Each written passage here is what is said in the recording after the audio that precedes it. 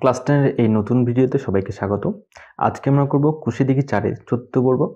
তো এই চতুর্থ পর্ব করার আগেই তোমরা এর আগের যে পর্বগুলো আছে নিচের ডেসক্রিপশন থেকে দেখে নেবে, তাহলে এই পর্বের অঙ্কগুলো ভালোভাবে বুঝতে পারবে। ক্লাস 10 এর সমস্ত অঙ্কের লিঙ্কও তোমরা নিচে ডেসক্রিপশনে পেয়ে যাবে। তাহলে আর কথা না বাড়িয়ে চলে যাচ্ছি কুশি দিঘি 4 এর 24 এর দাগের এমসিকিউগুলোতে। 24 এর 1 নম্বরে একটি সমকোণী চৌপলাকৃতি বাক্সের ভেতরের আয়তন 440 ঘন সেমি এবং ভেতরের ভূমিতলার ক্ষেত্রফল বলছে 88 বর্গ সেমি। বাক্সটির ভেতরের উচ্চতা কত? তাহলে প্রথমে আমরা একটা বাক্স এখানে সমকোণী চৌপল,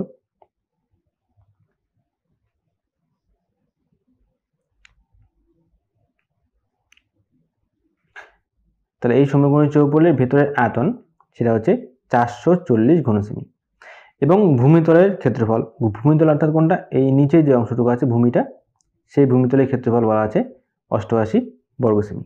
তাহলে তার উচ্চতাটা কত? ভূমিতলের ক্ষেত্রফল অর্থাৎ এই আয়তাকার অংশটুকুর ক্ষেত্রফল।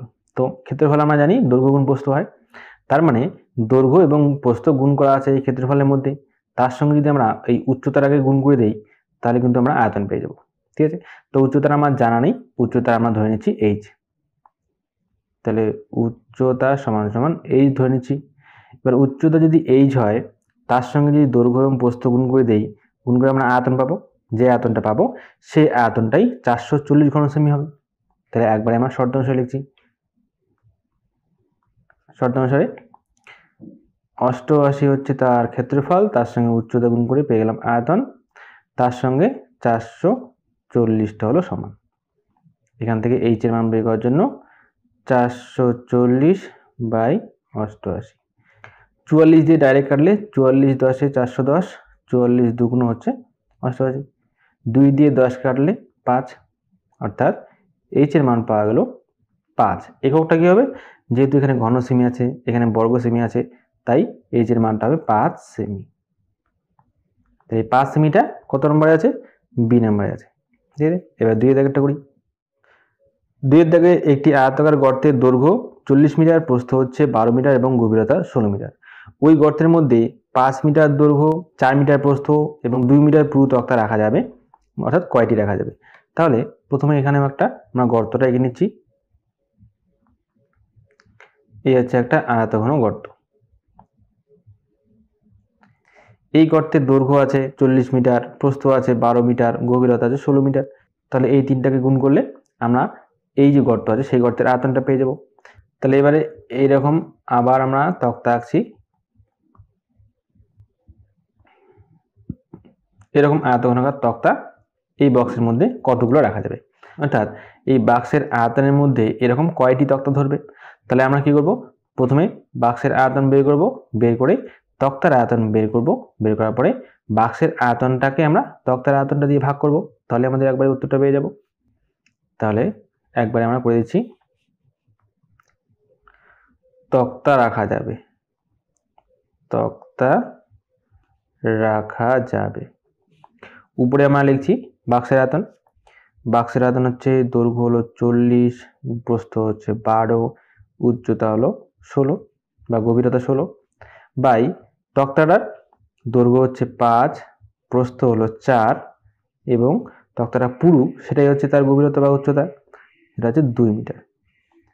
5 দিয়ে 40 কেটে হচ্ছে 8, 4 দিয়ে 12 কেটে 3, 2 দিয়ে 16 কেটে হচ্ছে 8। তাহলে 8 8 64, 64কে 3 দিয়ে গুণ করলে 3 4 12, 2 হাতে 1, 3 6 18 আর 1 19, তাহলে 192টি। এটা হচ্ছে উত্তর। এই উত্তরটা আছে তোমার বি নাম্বারে। এবার আমরা করবো 3 এর দাগেরটা। একটি ঘনকের পার্শ্বতলের ক্ষেত্রফল 56 বর্গ মিটার, ঘনকটির আয়তন কত হবে? এবার পার্শ্বতল বলছে, একটা আগে তাহলে ঘনক এঁকে নেই। ঘনক অর্থাৎ তার 4টি বাহুই সমান হবে, এই হচ্ছে ঘনক। তাহলে ঘনকের পার্শ্বতলের ক্ষেত্রফল চাইছে। এবার নিচে আবার বলা আছে ঘনকের পার্শ্বতলের সংখ্যা 4টি। তাহলে কারণ ঘনকের উপরেরটা তো উপরিতল, নিচেরটা হচ্ছে নিম্নতল, পার্শ্বতল অর্থাৎ তার চারপাশে, তার চারপাশে 4টির মধ্যে তল আছে। আমরা ঘনকের একটা বাহুকে যদি এ ধরি, তাহলে একটি তলের ক্ষেত্রফল হবে এ স্কোয়ার। ঠিক আছে, তাহলে একটি তলের ক্ষেত্রফল যদি এ স্কোয়ার হয়, পার্শ্বতল অর্থাৎ তার 4টি তলের সংখ্যা, 4টি তলের ক্ষেত্রফল হবে 4 স্কোয়ার। তাহলে এই 4 স্কোয়ারই হচ্ছে 256 বর্গমিটার। তাহলে আমরা এই 4 স্কোয়ারটাকে 256 এর সঙ্গে সমান করে দেব। তাহলে 4a স্কোয়ার সমান 256, a স্কোয়ার সমান 256/4, 4 দিয়ে 25 কেটে 4 6 24, 4 4 16। তাহলে এখান থেকে a হচ্ছে √64। a যদি √64 হয় তাহলে a সমান সমান হবে 8। একটা বাহুর দৈর্ঘ্য তার পাওয়া গেল 8 করে। এবারে উত্তরে আমাদের কিন্তু চেয়েছে যে ঘনকটির আয়তন কত। ঠিক আছে, আমরা ঘনকের আয়তনের সূত্র জানি a কিউব, অর্থাৎ বাহু যে আছে তার কিউব হবে। তাহলে সুতরাং আয়তন, একটা বাহু যদি 8 হয় তাহলে 8 এর কিউব হবে। 8 এর কিউব মানে 8 গুণ 8 গুণ 8, 3টে 8 গুণ করলে কত হবে? 8 8 64, তার সঙ্গে আরও 8 গুণ, 4 32, 2 হাতে 3, 6 48 আর 3 হচ্ছে 51। তাহলে 512 ঘন মিটার হবে। তাহলে এটাই হচ্ছে সেই ঘনকটির আয়তন। এই উত্তরটা আছে ডি নম্বরে। 4 দাগে দুটি ঘনকের আয়তন অনুপাত 1:27। তাহলে ঘনক দুটির সমগ্র তলের ক্ষেত্রফলের অনুপাত নির্ণয় করি। তাহলে দুটি ঘনকের অনুপাত দেওয়া আছে এখানে। তাহলে আমরা ধরে নিচ্ছি প্রথম ঘনকটার বাহু হচ্ছে a1 এবং দ্বিতীয় ঘনকটার বাহু হচ্ছে a2। ঠিক আছে, তাহলে প্রথম ঘনকটার যেহেতু এখানে আয়তন অনুপাত দেওয়া আছে তাহলে আয়তন বের করি। আয়তন, প্রথম ঘনকের আয়তন হবে a1 এর কিউব, আর দ্বিতীয় ঘনকের আয়তন হবে a2 এর কিউব। তাহলে a1 এর কিউব ইজ টু a2 এর কিউব হচ্ছে 1:27। তাহলে এখান থেকে a1 cube by a2 cube সমান সমান 1/27। এবারে এটাকে আমরা হোল কিউব দিতে পারি। a1 বাই a2 দিয়ে তার হোল কিউব, দুটোর উপরে কিউব দিলাম। আর এটাকে হোল কিউব বানাতে গেলে একের কিউব একই হয় আর 3 কিউব হয় 27। এভাবে লিখে দুই দিকে আমি কিউব দিয়ে দিলাম। তাহলে পরে থাকবে a1 ইজ টু a2 1:3। তার মানে a1 আর a2 আমরা কি ধরেছিলাম? ঘনকের বাহু। ঘনকের বাহু দুটির অনুপাত আমরা পেয়ে গেলাম 1:3। অনুপাত যদি এদের 1:3 হয় তাহলে আমরা ধরে নিতে পারবো যে প্রথম ঘনকের বাহু অনুপাত হিসেবে বাহু হবে x, আর দ্বিতীয় ঘনকের বাহু হবে 3x। তাহলে এবারে আমরা এই x এবং 3x বাহু দিয়ে সমগ্র তলের ক্ষেত্রফল বের করব। ঘনকের সমগ্র তলের ক্ষেত্রফল হচ্ছে 6 ইন্টু বাহু স্কোয়ার। বাকিটুকু এখানে করছি। তাহলে প্রথম ঘনকের x বাহু হিসাবে সমগ্র তলের ক্ষেত্রফল হবে 6x স্কোয়ার ইজ টু দ্বিতীয় ঘনকের 3x বাহু হিসাবে সমগ্র তলের ক্ষেত্রফল হবে 6 ইন্টু 3x দিয়ে তার হোল স্কোয়ার। এবারে উভয় দিক থেকে 6 কেটে গেল, থাকবে পরে x স্কোয়ার ইজ টু 3 এর স্কোয়ার হবে 9x স্কোয়ার। আবার দুই দিক থেকে x স্কোয়ার যদি কেটে যায় তাহলে 1:9। তাহলে দুটি ঘনকের সমগ্র তলের ক্ষেত্রফলের অনুপাত হবে 1:9। সেটা আছে সি নাম্বারে। তাহলে আমরা কি করলাম আরেকবার বলে দিচ্ছি। প্রথম ঘনকের বাহু ধরেছিলাম a1 আর দ্বিতীয় ঘনকটার বাহু ধরলাম a2। যেহেতু আমরা জানি ঘনকের আয়তনের সূত্র হচ্ছে তার বাহু এর কিউব, তাই প্রথম ঘনকের a1 বাহু হিসেবে তার আয়তন হলো a1 এর কিউব, দ্বিতীয় ঘনকের a2 বাহু হিসেবে তার আয়তন হলো a2 এর কিউব। এবার যেহেতু প্রশ্নের মধ্যে ঘনক দুটির আয়তন অনুপাত দেওয়া আছে তাই জন্য ঘনক দুটির আয়তন করে তার অনুপাতের সঙ্গে সমান করে দিলাম, দিয়ে a1 এবং a2 এর অনুপাত বের করলাম। যেহেতু a1 এবং a2টা হচ্ছে ঘনকের দুটি বাহু, তাই দুটি বাহুর অনুপাত যেহেতু বের করে ফেললাম সেই হিসাবে আমরা বাহু দুটোকে ধরে ফেললাম x এবং 3x। সেই x এবং 3x বাহু হিসাবে তাদের আমরা সমগ্র তলের ক্ষেত্রফল বের করে তাদের অনুপাত করে দিয়ে 1:9 পেলাম। ঠিক আছে, এটা হচ্ছে এই অঙ্ক। এবারে আমরা 5 নম্বরটা করব। 5 এর দাগে একটি ঘনকের সমগ্র তলের ক্ষেত্রফল s বর্গ একক এবং কর্ণ d একক হলে s এবং d এর মধ্যে সম্পর্ক নির্ণয় করি। তাহলে এখানে বলছে ঘনকের সমগ্র তলের ক্ষেত্রফল s। তো আমরা কি জানি ঘনকের সমগ্র তলের ক্ষেত্রফল হচ্ছে 6 ইন্টু a স্কোয়ার, অর্থাৎ তার বাহুগুলো স্কোয়ার। তাহলে আমরা লিখতে পারি যে s সমান সমান 6 ইন্টু এ স্কোয়ার। আবার ডি, ডি হচ্ছে তার কর্ণ বলছে, তাহলে আমরা কর্ণের সূত্র কি জানি? ঘনকের কর্ণ সূত্র হচ্ছে √3 ইন্টু এ। এবারে এই এস এবং ডি এর একটা সম্পর্ক আমাদের বের করতে হবে। তাহলে উপরেরটাকে আমরা 1 নম্বর দিচ্ছি। ডি এর থেকে আমরা এ এর মানটা বের করি। ডি এর থেকে এ এর মান বের করলে √3 সমান সমান এদিকে আসবে। তাহলে ডি বাই √3 সমান সমান এ। তাহলে এর মান কত আসলো? D by √3। এবার এই এর মানটা আমরা 1 নং এ বসাবো। তাহলে 1 নং এ এর মান বসিয়ে পাই এস সমান সমান 6 ইন্টু এ স্কোয়ার মানে ডি বাই √3 তার স্কোয়ার। তাহলে S equals to 6 into D এর স্কোয়ার হলো ডি স্কোয়ার, √3 স্কোয়ার হচ্ছে 3, 3 দিয়ে 6 কেটে হলো 2। তাহলে এস সমান সমান 2d square. S equals to 2d square কিন্তু আমাদের সমীকরণে কোথাও নেই, তাই সমীকরণের মতো করে সাজাতে গেলে ডি স্কোয়ারের মানটা বের করবো। ডি স্কোয়ার সমান সমান এই 2টাকে এস এর নিচে নিয়ে আসবো। তাহলে এস বাই 2 সমান সমান ডি স্কোয়ার। তাহলে ডি স্কোয়ার সমান সমান এস বাই 2। এই সমীকরণটা আছে শেষের দাগেরটা, অর্থাৎ ডি এর দাগেরটাই। এই হচ্ছে এমসিকিউ গুলো। এবারে আমরা চলে যাব সত্য মিথ্যায়। বি এর 1 এর দাগে একটি ঘনকের প্রতিটি ধারের দৈর্ঘ্য যদি দ্বিগুণ হয়, ঘনকটির আয়তন প্রথম ঘনকের 4 গুণ হবে। তাহলে প্রথমে ঘনকের যদি আমরা ধরি ঘনকের বাহু সমান সমান এ একক, তাহলে আয়তন কত হবে? আয়তন হবে এ কিউব ঘন একক। এবার কি করব? ঘনকের বাহুটাকে দ্বিগুণ করব। ঘনকের বাহু এবারে হবে, আগে ছিল এ, এখন হবে 2a একক। তাহলে ঘনকের আয়তন তখন হচ্ছে 2a দিয়ে তার হোল কিউব এত ঘন একক, তাহলে 8a কিউব। এবারে দেখো আগে ছিল ঘনকের আয়তন a কিউব, এখন হলো 8a কিউব, তার মানে তার কিন্তু 8 গুণ বেড়ে গেল। ঘনকের আগের আয়তনের চেয়ে এখন কিন্তু তার আয়তনটা 8 গুণ বেড়ে গেল। কিন্তু প্রশ্নে দেওয়া আছে ঘনকটির আয়তন প্রথম ঘনকের 4 গুণ হবে, তাহলে এটা হবে মিথ্যা। এবার 2 নম্বরটা করি।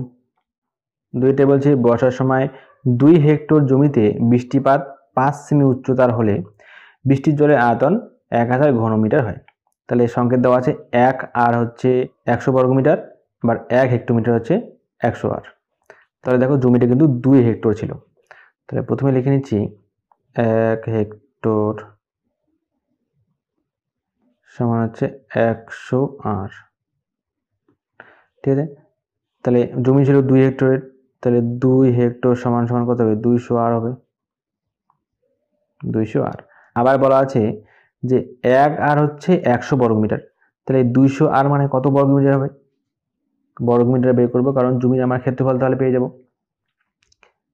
তাহলে 200 এর সঙ্গে আরো 100 গুণ করব, তাহলে এত আমার বর্গমিটার হয়ে যাবে।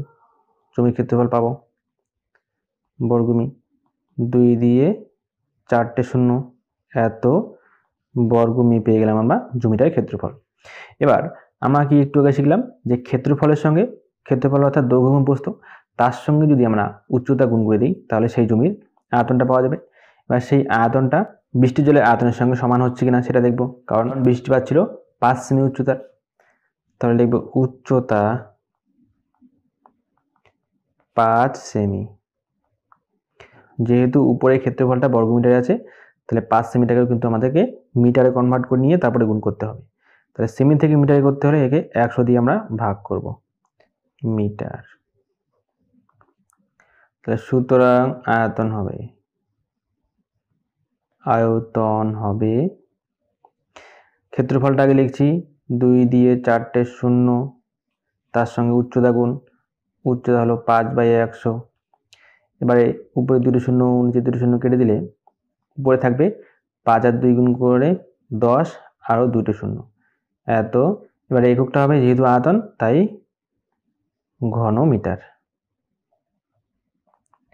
তাহলে কিন্তু 1000 ঘনমিটারে আসলো, অর্থাৎ এটা হবে সত্য। এখন আমরা করব শূন্যস্থানগুলো। একটি সমকোণী চৌবলের কর্ণের সংখ্যা, একটা সমকোণী চৌবল অর্থাৎ একটা সমকোণী চৌবল আঁকছি।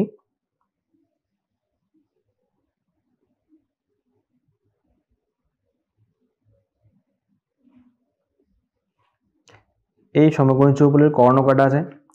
দেখো প্রথমে এই কোণা থেকে এই উপরের কোণাটা একটা কর্ণ, এই কোণা থেকে এই দিকের উপরের কোণাটা একটা কর্ণ, পেছনের এই কোণাটা থেকে সামনের এই কোণা অবধি একটা কর্ণ, আর উপরের এই কোণা থেকে পিছনের দিকের এই কোণা অবধি, তাহলে ওটা 4টে কর্ণ হলো। লিখবো 4টি, 4টি। দুইয়ের দাগেরটা কি বলছে? একটি ঘনকের একটি তলের কর্ণের দৈর্ঘ্য সমান সমান ড্যাশ ইন্টু একটি ধারের দৈর্ঘ্য। তাহলে একটি ঘনক, এই ঘনকে বলছে একটি তলের, এখানে অনেকে কিন্তু ঘনকের কর্ণ দেখে √3 লিখে আসবে, কারণ আমরা জানি ঘনকের কর্ণের সূত্র হচ্ছে √3 ইন্টু একটা বাহুর দৈর্ঘ্য বা একটা ধারের দৈর্ঘ্য। কিন্তু এখানে কিন্তু বলছে ঘনকের একটি তল অর্থাৎ এই ধরো সামনের এই তলটা, সামনের এই তলটা কি তল? একটা বর্গক্ষেত্র, তাই তো? একটা বর্গক্ষেত্রের কর্ণের দৈর্ঘ্যের সূত্র আমরা জানি √2 ইন্টু a, ঠিক আছে? এই বর্গক্ষেত্রটার যদি একটা আমরা কর্ণ আঁকি, এই কর্ণের সূত্র হচ্ছে √2 ইন্টু a, এই হচ্ছে একটা বাহুর দৈর্ঘ্য। তাহলে উত্তরটা হলো কি? একটি ঘনকের একটি তলের কর্ণের দৈর্ঘ্য কিন্তু √2 ইন্টু একটি বাহুর দৈর্ঘ্য হবে। তাহলে উত্তর এখানে লিখবো আমরা √2। 3 দাগের সমকোণী চৌবলের দৈর্ঘ্য, প্রস্থ, উচ্চতা সমান হলে সেই ঘনবস্তুটির বিশেষ নাম কি? যার দৈর্ঘ্য, প্রস্থ এবং উচ্চতা তিনটাই সমান, সেটাকে আমরা কিন্তু ঘনক বলি, ঘনক। ঠিক আছে, এবারে যাবো এসিকিউ গুলোতে। 25-এ একটি আয়তঘনের তল সংখ্যা হচ্ছে x, ধার সংখ্যা y, শীর্ষবিন্দুর সংখ্যা z এবং কর্ণের সংখ্যা p হলে এইটুকুর মান কত হবে সেটা লিখি। আমরা জানি আয়তঘনের তল হচ্ছে কয়টি? 6টি, ধার হচ্ছে 12টি, শীর্ষবিন্দু হচ্ছে 8টি, কর্ণের সংখ্যা হচ্ছে তার 4টি। তাহলে এক এক করে এগুলো লিখে নেব। আয়তঘনের তল সংখ্যা সমান সমান x, x হচ্ছে 6টি, আবার ধার সংখ্যা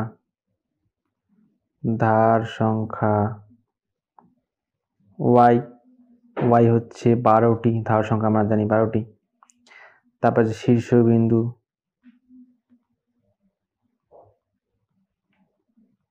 শীর্ষবিন্দুর সংখ্যা সমান সমান z, z হচ্ছে 8টি, 8টি শীর্ষবিন্দু থাকে। কর্ণের সংখ্যা আমরা একটু আগে আঁকা শিখলাম, কর্ণের সংখ্যা যেটাকে আমরা p লিখবো, p সমান 4টি। এবারে তুলে নিচ্ছি x minus y plus z plus p। তাহলে x হচ্ছে 6 বিয়োগ 12, z হচ্ছে 8 যোগ হচ্ছে 4। তাহলে প্রথমে যোগগুলো করে নিই। 6 আর 4 10 আর 8 18, 18 বিয়োগ হলো 12, 18 থেকে 12 বিয়োগ করলে হবে 6, এটা হচ্ছে অ্যান্সার। এবারে 2 নম্বরটা। 2 নম্বরে দুটি আয়তঘনের মাত্রাগুলির দৈর্ঘ্য যথাক্রমে 4, 6, 4 একক, আর একটা হচ্ছে 8, 2 × h-1 2 একক। যদি আয়তঘনক দুটির ঘনফল সমান হয় তাহলে h এর মান কত? তাহলে লিখে দিচ্ছি। প্রথম আয়তঘনের আয়তন, দুইটার আয়তন বের করে আমরা সমান করে দেব।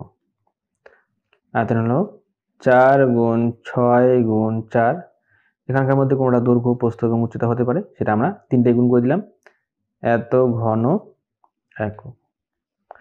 তারপর দ্বিতীয়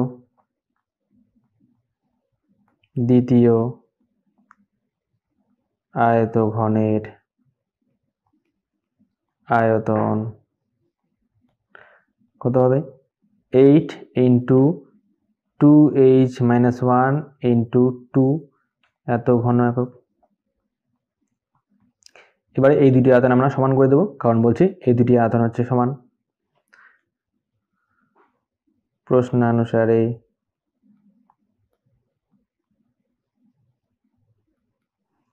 8 into 2h-1 into 2 equals to 4 into 6 into 4। তাহলে h যুক্ত পদটা এদিকে রাখলাম, বাকি যে 8 এবং 2 কে সমান সমান এদিকে নিচে নিয়ে যাচ্ছি। 4 গুণ 6 গুণ 4 নিচে যাবে 8 গুণ 2। 4 দিয়ে 8 কেটে হলো 2, 2 দিয়ে 4 কেটে 2, উপরের 2 নিচের 2 কেটে গেল। তাহলে 2h-1 সমান থাকছে হলো 6। তাহলে 2h 6 - 1 এসে +1, তাই শুধু h সমান সমান 6 এর উপরে বসলো 7, নিচে হলো 2। এক্ষেত্রে h হচ্ছে 3.5 একক। এই হচ্ছে অ্যান্সার, h এর মান পেয়ে গেলাম। এবারে 3 দাগটা। 3 দাগে একটি ঘনকের প্রত্যেকটি ধারের দৈর্ঘ্য 50% বৃদ্ধি পেলে ঘনকটির সমগ্র তলের ক্ষেত্রফলের শতকরা কত বৃদ্ধি হবে? ধরি ঘনকের একটি ধার সমানে a একক। একটি ধার যদি a একক হয়, তার আমরা সমগ্র তলের ক্ষেত্রফল বের করব। সুতরাং ঘনকটির সমগ্র তলের ক্ষেত্রফল কত হবে? সমগ্র তলের ক্ষেত্রফল আমরা জানি 6 into a স্কয়ার, এত বর্গ একক। এবারে ঘনকের ধারের দৈর্ঘ্য আমাকে 50% বৃদ্ধি করতে হবে। তো ঘনকের ধার আমরা ধরেছিলাম a, এটাকে আমরা 50% বাড়াবো, বাড়িয়ে আরো একবার সমগ্র তলের ক্ষেত্রফলটা বের করব। লিখব 50% বৃদ্ধি পেলে ঘনকের ধারের দৈর্ঘ্য হবে। তাহলে একবারে আমরা লিখছি, প্রথমে ছিল a প্লাস, যেহেতু বৃদ্ধি পেল তাই প্লাস a এর 50%, তাহলে a প্লাস a ইন্টু 50% অর্থাৎ 50/100। 0 0 কেটে দিলাম, 5 দিয়ে 10 কেটে হচ্ছে 2। তাহলে a প্লাস উপরে হচ্ছে a/2। এদিকে যদি লসাগু করে দিই, নিচে লসাগু হবে 2, a আর 2 করে 2a প্লাস a, তাহলে হলো 3a প্লাস 2 এত একক হচ্ছে এখন। তাই ধারটির দৈর্ঘ্য এটা হলে এই ক্ষেত্রে আমরা আরেকবার সমগ্র তলের ক্ষেত্রফলটা বের করব। লিখব এখন ঘনকের সমগ্র তলের ক্ষেত্রফল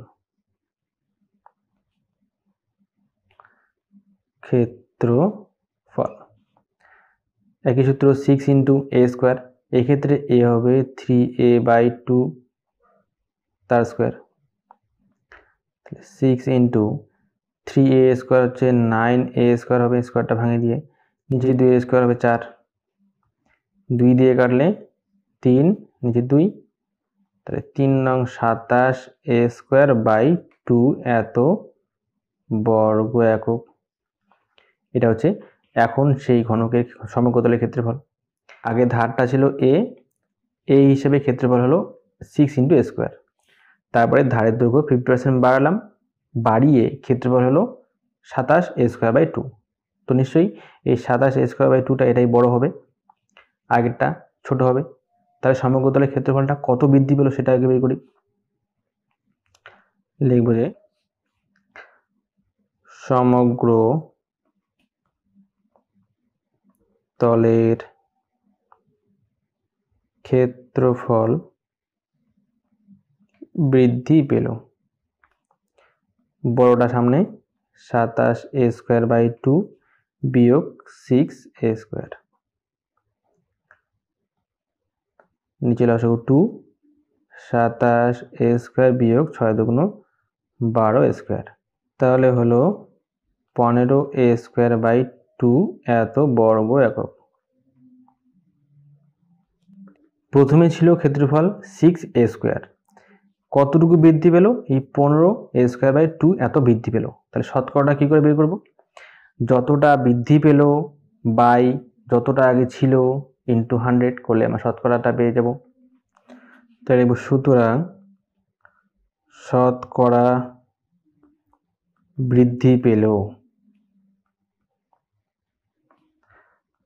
বৃদ্ধি পাওয়াটা উপরে 15 a স্কোয়ার বাই 2 বাই আগে ছিল 6 a স্কোয়ার ইন্টু 100। তাহলে এটাকে ভাঙিয়ে নিলে উপরে ভগ্নাংশটা যা আছে তাই থাকবে 15 a স্কোয়ার বাই 2 ইন্টু নিচে ছিল 6 a স্কোয়ার বাই 1, এটা উল্টে গেলে হবে 1 by 6 a square into 100। a square কেটে গেল, 2 দিয়ে 100 কেটে হলো 50, আবার নিচে আছে 6, 6 আর 15 3 দিয়ে কাটছি, 3 5 15, 3 দুগুণ 6, এই 2 দিয়ে আবার 50 কেটে হলো 25। তাহলে এখান থেকে 25 এবং 5 গুণ করে 5 25-এ 125%, তো শতকরা 125% বৃদ্ধি পেয়েছে। এখন করবো চারের দিকেরটা। চারের দিকে 3টি নিরেট ঘনক যাদের প্রত্যেকটি ধারের দৈর্ঘ্য যথাক্রমে 3 সেমি, 4 সেমি, 5 সেমি। ঘনক 3টিকে গলিয়ে একটি নতুন নিরেট ঘনক তৈরি করা হলো। নতুন ঘনকটির একটি ধারের দৈর্ঘ্য কত হবে তা লিখি। তাহলে এখানে 3টি ঘনকের ধারের দৈর্ঘ্য দেওয়া আছে, সেখান থেকে আমরা ঘনক 3টির আয়তন বের করে নেব। বের করে নিয়ে সেই আয়তনগুলো মিলে মোট যে আয়তনটা হবে সেই একই আয়তনের একটা নতুন নিরেট গোলক তৈরি হবে নিশ্চয়ই। তাহলে প্রথমে আমরা 3টি ঘনকের আয়তন বের করে যোগ করে দিচ্ছি। একবার লিখে দিচ্ছি 3টি ঘনকের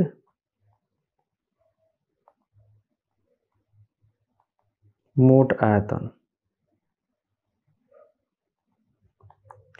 তাহলে প্রথম ঘনকটির আয়তন হচ্ছে 3 এর কিউব, কারণ প্রথম ঘনকটার ধার ছিল 3 সেমি, যোগ দ্বিতীয় ঘনকের 4 এর কিউব, কারণ ধারের দৈর্ঘ্য ছিল 4 সেমি, তৃতীয় ঘনকের 5 এর কিউব, কারণ ধার ছিল 5 সেমি, একক হবে ঘন সেমি। এবারে যোগ করে দিলে 3 এর কিউব হচ্ছে 27, যোগ 4 এর কিউব 64, যোগ 5 এর কিউব হচ্ছে 125 ঘন সেমি। 3টাকে যোগ করলে হবে 6, 1, 2 এত ঘন সেমি। তো এবারে যে নতুন ঘনকটা উৎপন্ন হবে সেই ঘনকের আয়তন নিশ্চয়ই এই 216 ঘন সেমি হবে। তাহলে তার কিন্তু আমরা ধারের দৈর্ঘ্যটা জানি না, সেটা ধরে নেব। লিখব যে ধরি নতুন ঘনকটির ধারের দৈর্ঘ্য হচ্ছে a সেমি। তাই ধারের দৈর্ঘ্য যদি তার a সেমি হয় তাহলে আয়তন কত হবে? সুতরাং আয়তন হবে a কিউব এত ঘন সেমি। তাহলে এই আয়তন এবং এই আয়তন সমান করে দিলে আমরা সেখান থেকে এর মানটা পেয়ে যাচ্ছি। লিখবে প্রশ্ন অনুসারে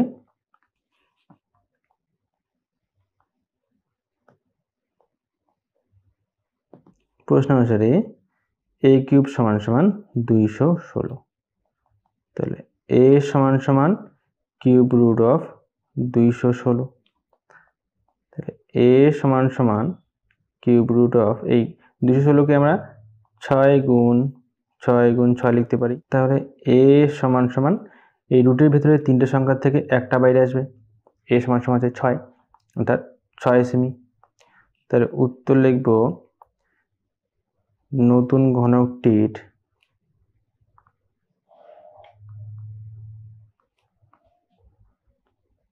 ধারের দৈর্ঘ্য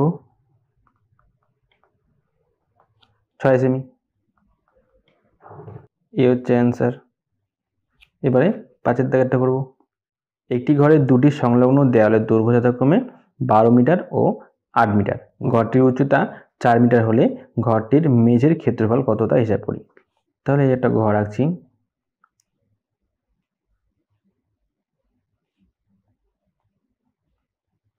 এই ঘরের দুটি সংলগ্ন দেয়ালের দৈর্ঘ্য 12 মিটার আর 8 মিটার।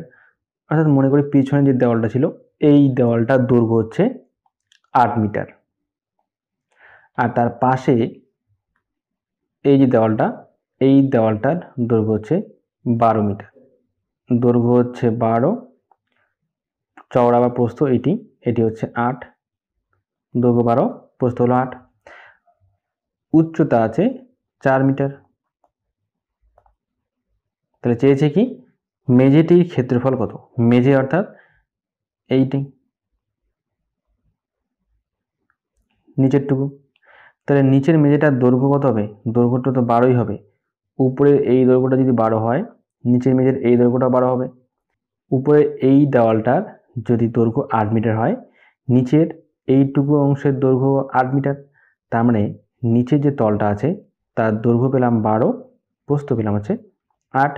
সেক্ষেত্রে আমরা নিচের অংশটার ক্ষেত্রফল বের করতে পারবো।